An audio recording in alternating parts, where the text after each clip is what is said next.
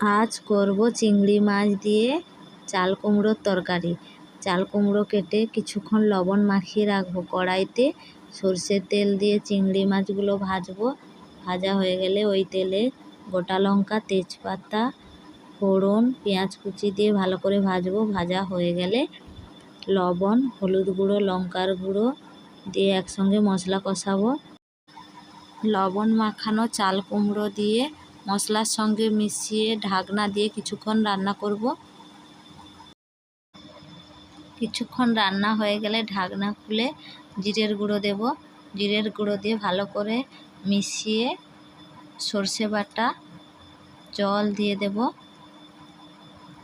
দিয়ে ভেজে রাখা চিংড়ি মাছগুলো দিয়ে ঢাকনা দিয়ে দেব। কিছুক্ষণ রান্না হয়ে গেলে ঢাকনা খুলে জল শুকিয়ে গেলে নামিয়ে নেব।